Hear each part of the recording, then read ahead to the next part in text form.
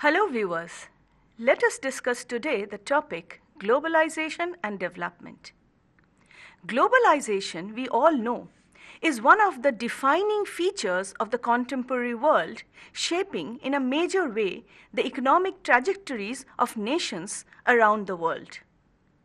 It represents an ongoing phenomenon characterized by interconnectedness, interdependence among nations, individuals, and businesses worldwide. It also refers to a process of integration of economic, social, political, and cultural systems across borders, bringing about greater inflow of trade, services, goods, capital, ideas across the world. We also know that the rate of globalization has increased and has brought about a major change in the inflow of communication and technological knowledge. In fact, it has been facilitated by rapid advancement in all spheres of science and technology. Facilitated by the reduction of trade barriers and the emergence of new technologies that allow for the rapid movement of goods, services, and capital across borders, the rapid increase in international trade and investment is considered to be the key driver of increased rate of globalization. However, we also need to understand that just increased trade and investment is one of the key drivers. There are many other key drivers of this increased process of globalization. Some of them may be considered to be as the advances in transportation and communication, massive rise of multinational corporations, and the growth of global financial markets. Not to forget the spread of cultural and transnational ideas across the world. The combination of these drivers have led to an increased integration of economies and societies around the world, and that is the reason why we call this world to be a globalized world. This world is globalized not just because there is a greater investment in terms of trade, but also in terms of culture and ideas. But then, this integration of this world, this globalization process, what does it mean for economic development? Because scholars have debated on the positive and the negative impact of globalization across boundaries and across drivers. Now, we need to understand at the very outset that the impact of globalization on development has been both positive as well as negative. And there is a huge burgeoning literature on the impact of globalization on developing and advanced industrialized countries.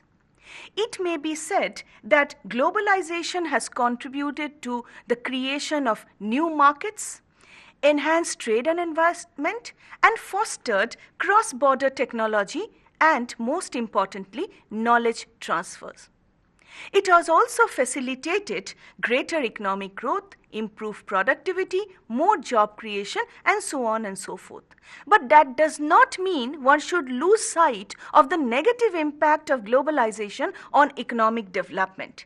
It has intensified competition, increased regional disparities both within countries and across countries, and at the same time also contributed to environmental degradation.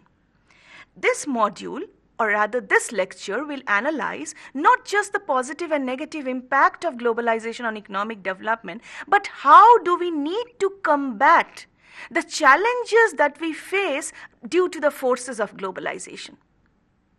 Therefore, this particular lecture is organized into three broad areas. First, we'll start with the positive and negative impact of globalization. Then we'll try to focus on how we are going to balance the challenges that has been intensified by the globalization process. And finally, we'll take a take through a number of empirical evidence how globalization has affected economic development across countries, and therein we'll take case studies of both developed and developing countries.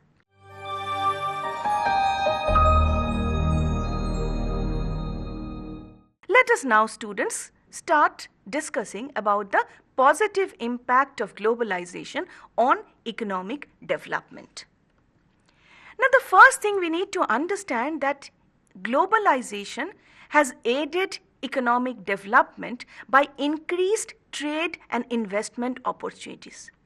This goes without saying that globalization has facilitated greater foreign direct investments, opening up of markets, and availability of wide array of consumer products across markets regardless of national boundaries.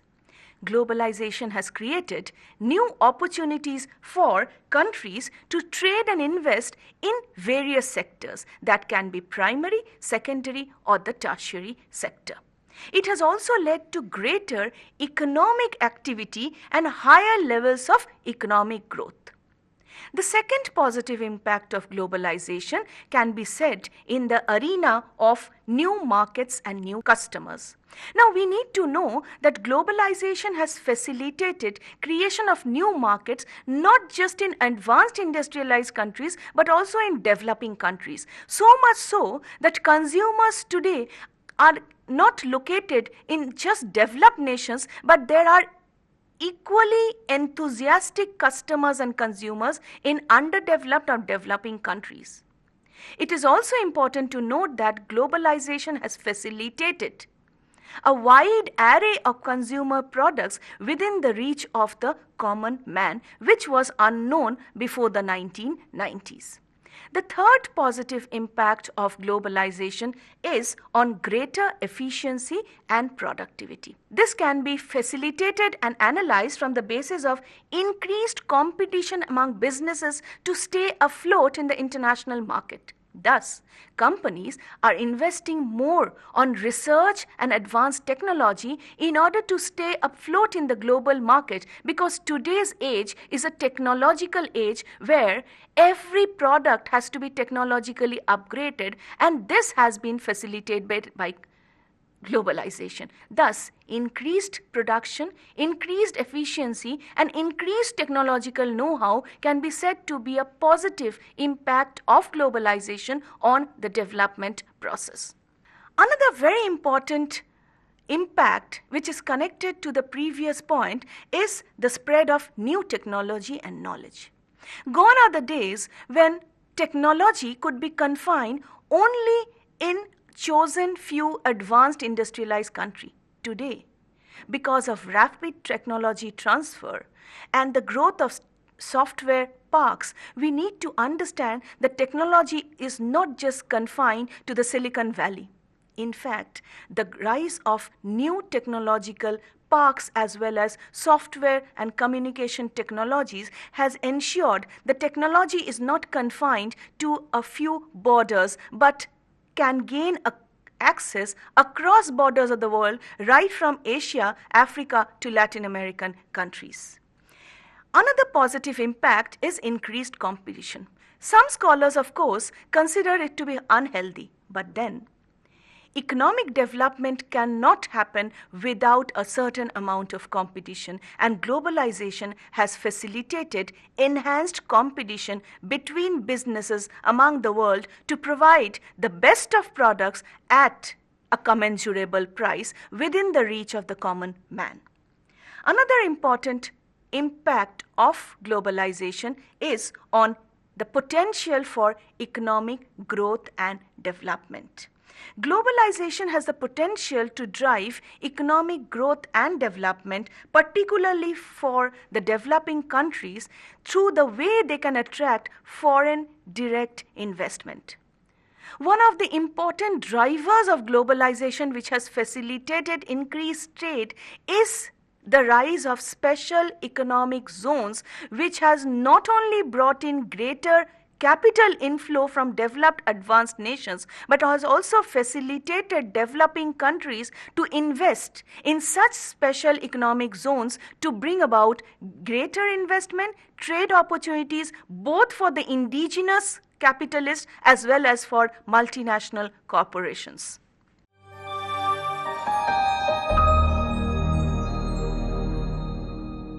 Let us now move on to the negative impact of globalization on economic development.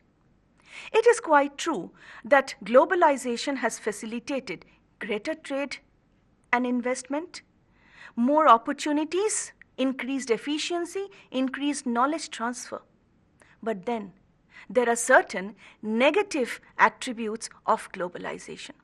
The first and foremost that comes is environmental degradation.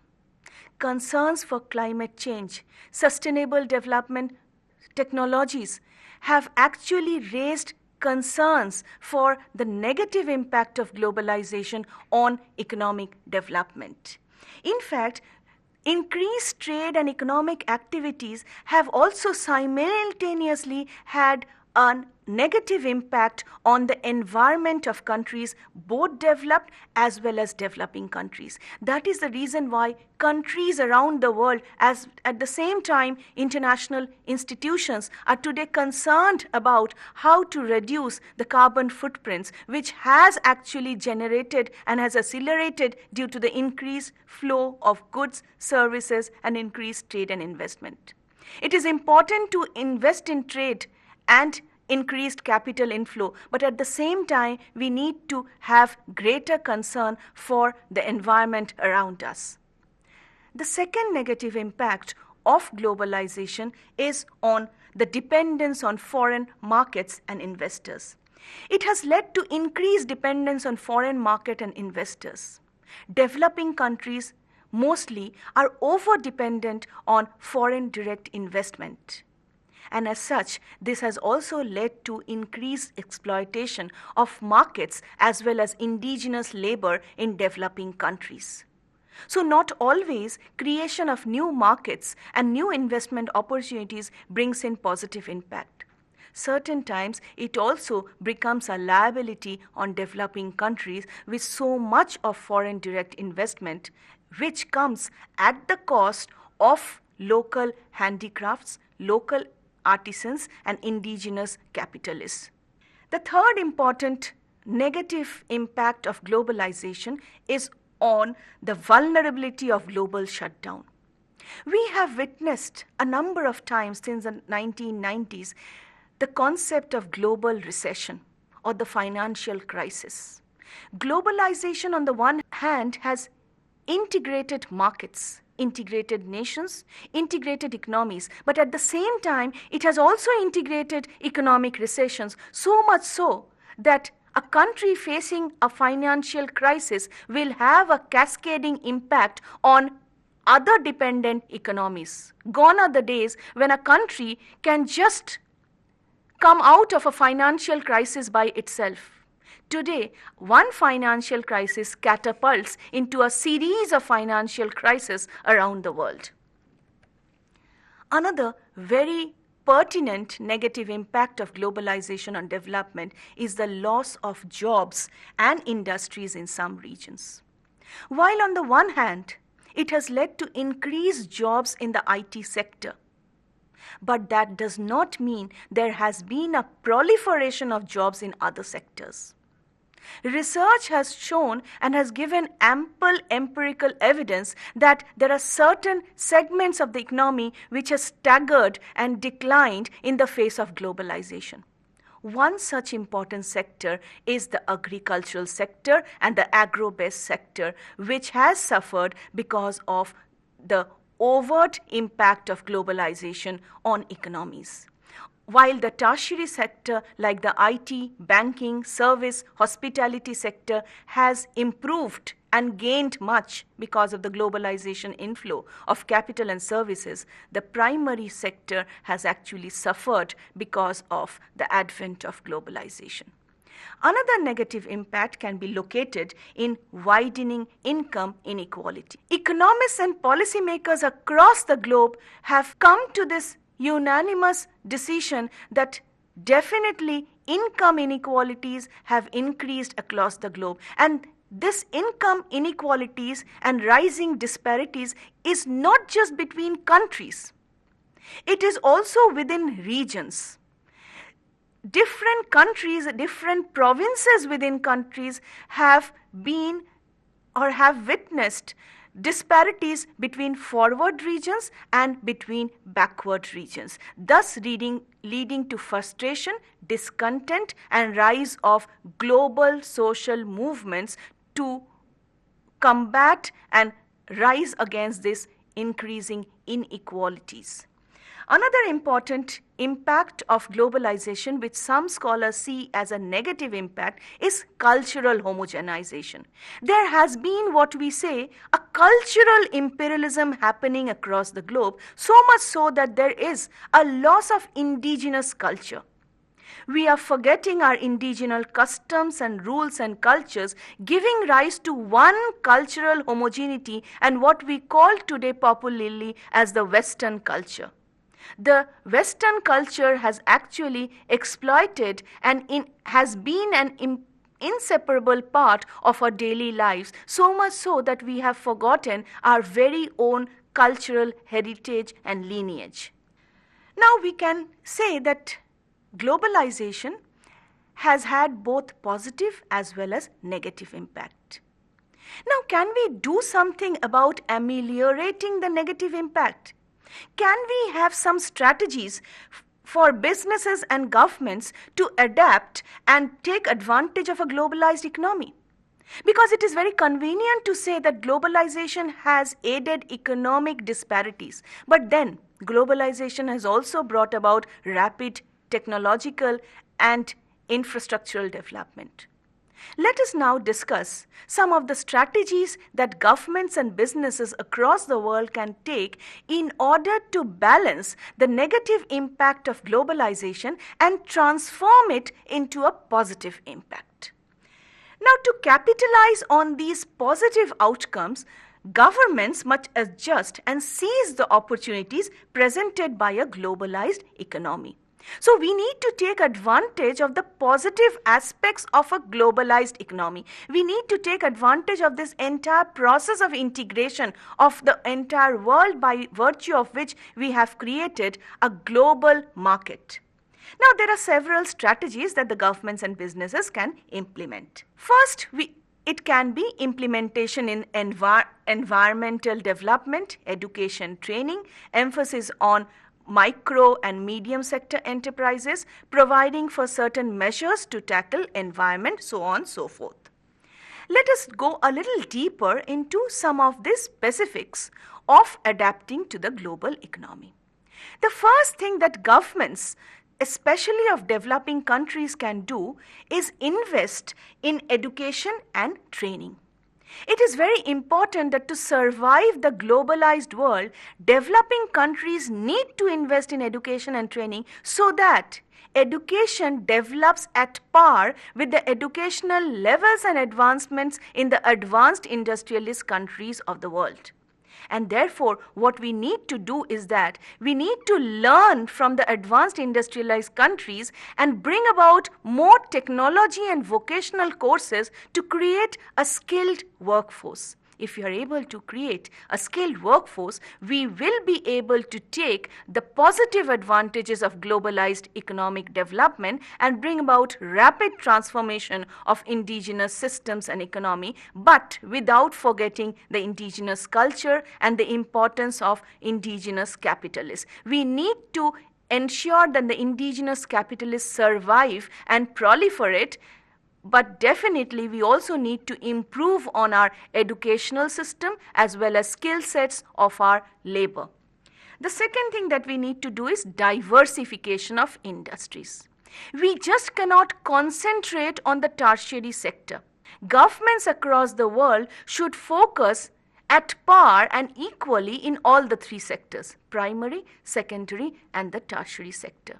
This diversification of industrialization can aid in more employment, more capital inflow, more national income, and ultimately an increased GDP.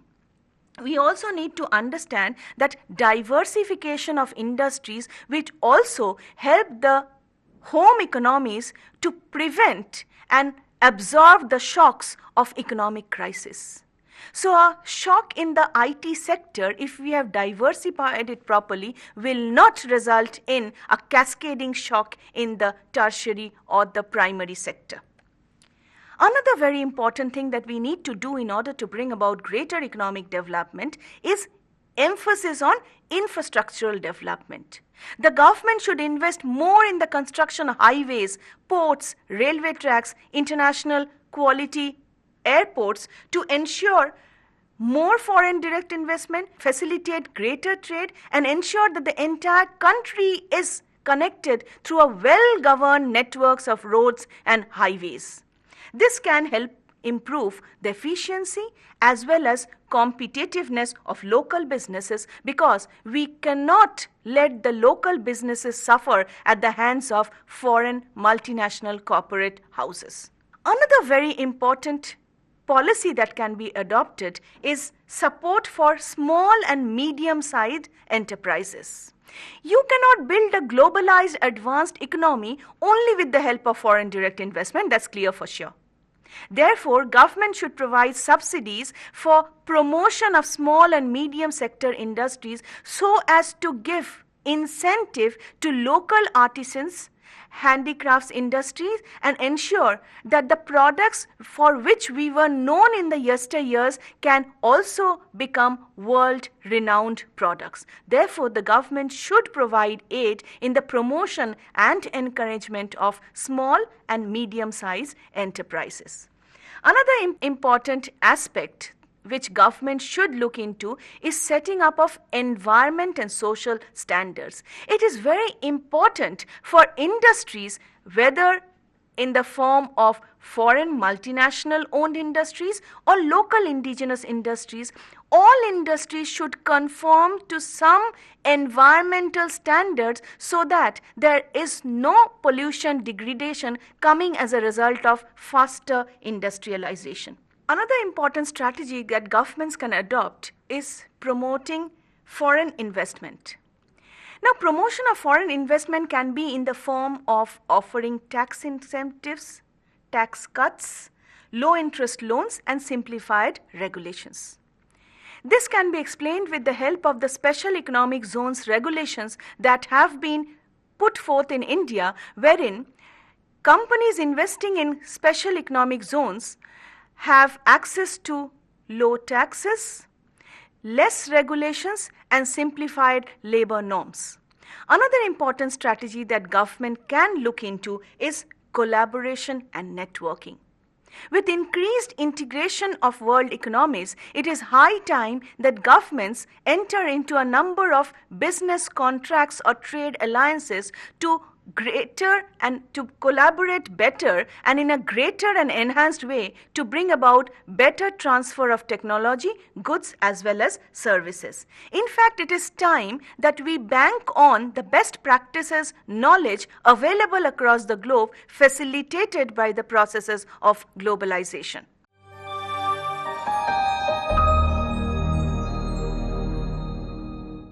Thus, we can see that overall the challenges faced by globalization can be accommodated by bringing about some changes in the process of economic policies and decision making. Now, we need to understand that governments and businesses in developing countries as well as developed countries need to adopt a integrated and comprehensive approach. Piecemeal approaches will never bring about the desired results of economic advancements and increase in national income. Now let us move on to the experience around the world in terms of globalization having its impact on the development scenario. Students, let us go back a little into history. The process of globalization has been accompanied by a major shift in the theory underlying the dependency theory in the third world.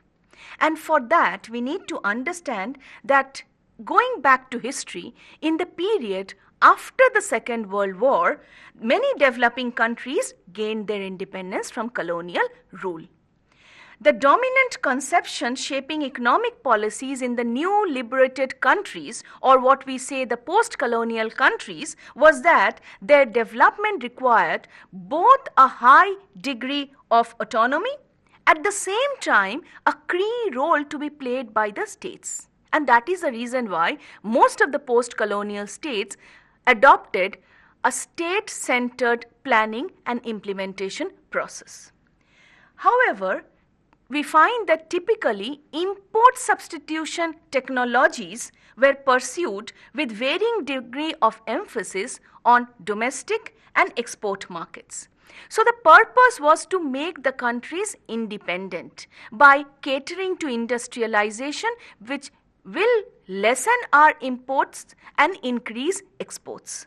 However, from the debt crisis of the early 1980s, institutions like the International Monetary Fund, the World Bank have pushed third world governments to open up and liberalize the economies, and soon the old view on development came to be decisively replaced by what came to be known as Washington Consensus. Now, what is this Washington Consensus? The Washington Consensus facilitates a theory of development based on neoliberalism, arguing for privatization, greater deregulation of markets. In fact, it was believed that this deregulation and liberalization, which facilitates greater integration of world markets, thus bringing about development. Now, let us try to understand the features of the Washington Consensus, how it wanted to bring about rapid advancement in third world developing countries. The first thing that the Washington Consensus focused on was the spontaneous working of the market mechanism, which promoted efficiency and therefore should be interfered with the minimum. Therefore, the market should be left free to govern by its own laws. Secondly, the Washington Consensus focused on that there are only benefits and no cost at all for the participating countries from freely transacting with each other, and therefore barriers to trade and capital are considered to be undesirable. Thirdly, taxes create disincentives for effort and risk taking, and therefore strong incentives for tax evasion, and therefore this should be maintained at a low level. Basically, what the Washington Consensus was trying to say was greater tax incentives to facilitate more investments in the market. Fiscal deficits always produce adverse consequences, and one of the consequences are inflation and exchange rate instability. Therefore, these should be avoided by maintaining expenditures at levels commensurate with the tax revenue.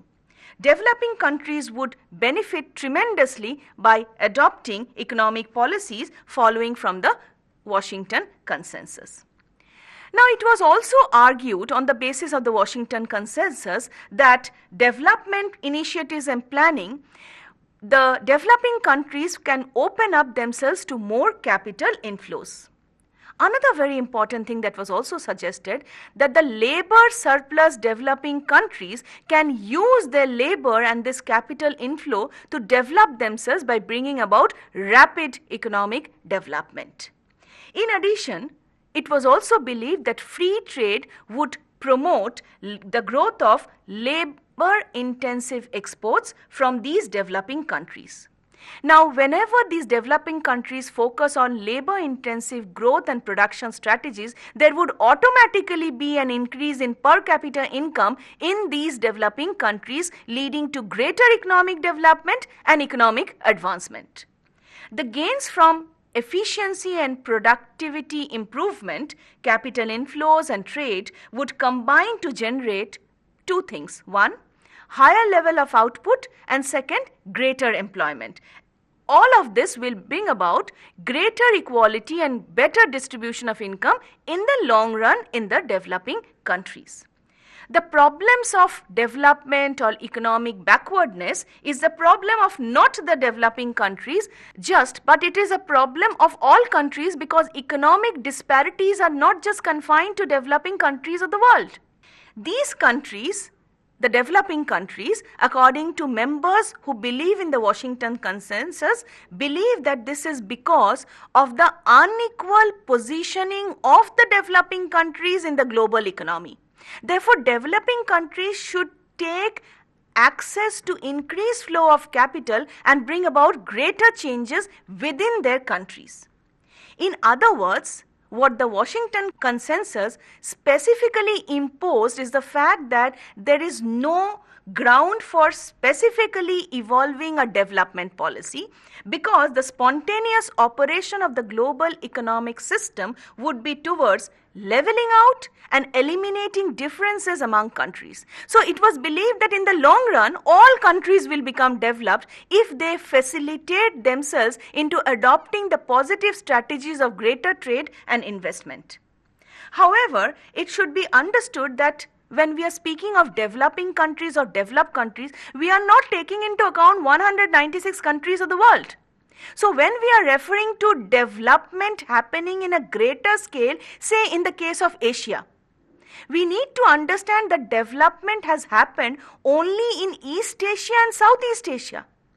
Therefore, the effect of globalization on trade and development has been more on East Asia and Southeast Asian countries than on South Asian countries, because South Asian countries still suffer from higher levels of poverty, inequality, regional disparities even today.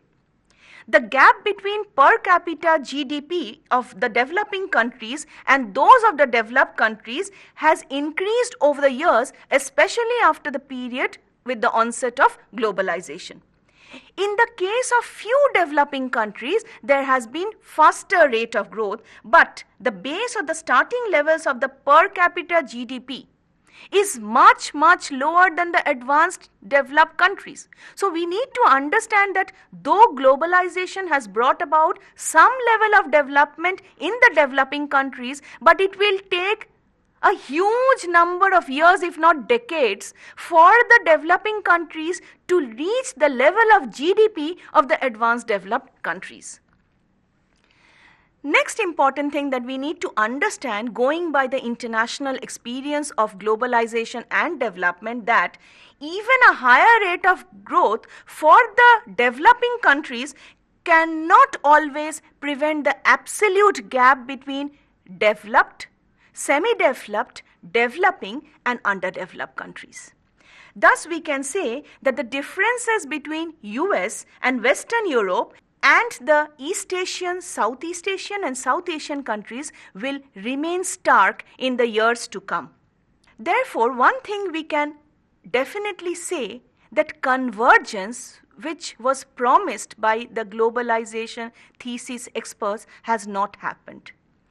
Globalization has not facilitated economic convergence. Rather, we can say that the distribution of development benefits varies more now than in the years during the Second World War or the post-Second World War period.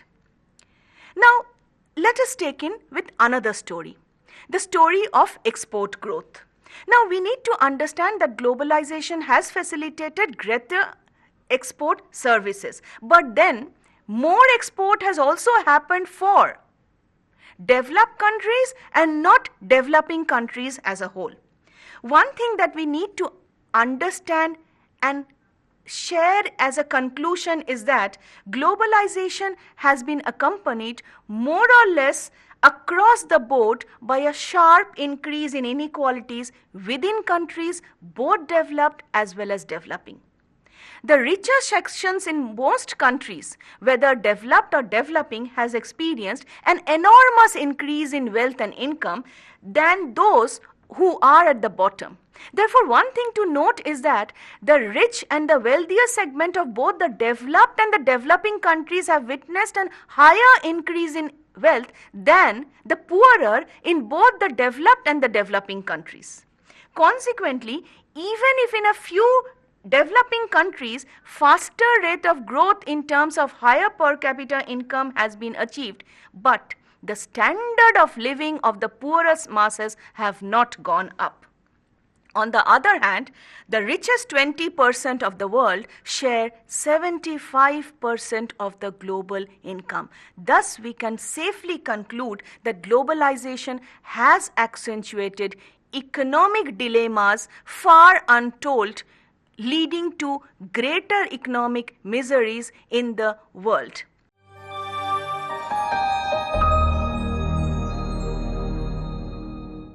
Let us quickly conclude what we have studied today.